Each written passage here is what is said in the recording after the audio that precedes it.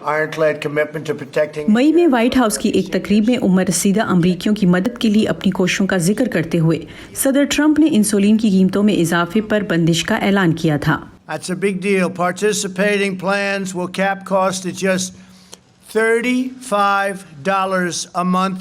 ریاست ایریزونا کے شہر ٹوسان کے سابقہ ڈیموکریٹک میئر تھامس وولگی کہتے ہیں کہ فلوریڈا اور ایریزونا جیسی اہم ریاستوں میں معمر امریکی ووٹرز کا ایک بہت بڑا حصہ ہیں۔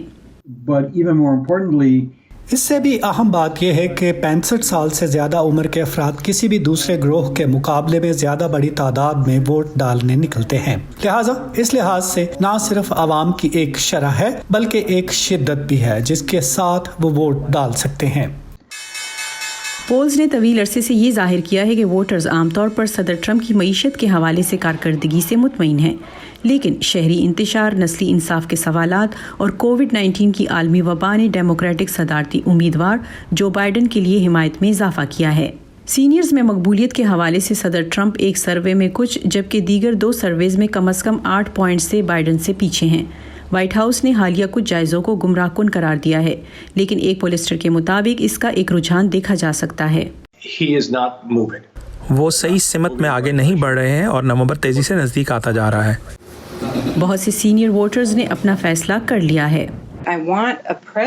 میں ایک ایسا صدر چاہتی ہوں جو اپنے کاروبار، پیسے اور الیکشن جیتنے سے زیادہ لوگوں کی پرواہ کرتا ہو۔ لیکن دیگر سینئر صدر کی حمایت کر رہے ہیں۔ میں صدر ٹرمپ کے اقدامات سے 100% متفق نہیں، اس میں شاید سب کچھ ٹھیک نہیں تھا، لیکن وہ واحد سیاستدان ہے جو اپنی مہم کے دوران وہ جو کہتے ہیں اس پر عمل درآمد کرتے ہیں۔ ایک نیو یارکر کا کہنا ہے کہ وہ دیانتداری کی تلاش میں ہیں اور سابق نائب صدر جو بائیڈن کو ووٹ دیں گے۔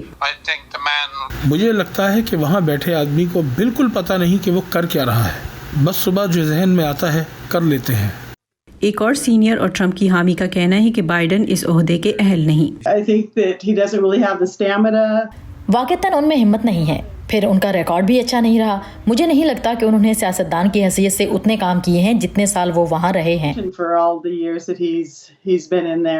رائے عامہ کے جائزوں میں جو بائیڈن کو اوسطاً 10 پوائنٹ کی مجموعی برتری حاصل ہے، جو قومی سطح کے جائزوں میں 50% پر ہے۔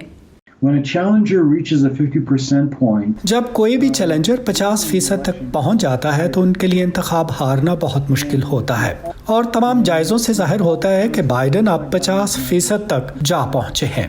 آنے والے مہینوں میں بہت کچھ تبدیل ہو سکتا ہے، اور پولز نے 2016 کے صدارتی انتخابات میں ٹرمپ کی حتمی کامیابی کی پیشگوئی نہیں کی تھی۔ جو چیز تبدیل نہیں ہوگی وہ ہے معمر امریکیوں کی ووٹ کی نومبر کے انتخابات کے نتائج کے لیے اہمیت۔ مائک اوسولیون کی رپورٹ کے ساتھ نیلوفر مغل، وائس آف امریکہ۔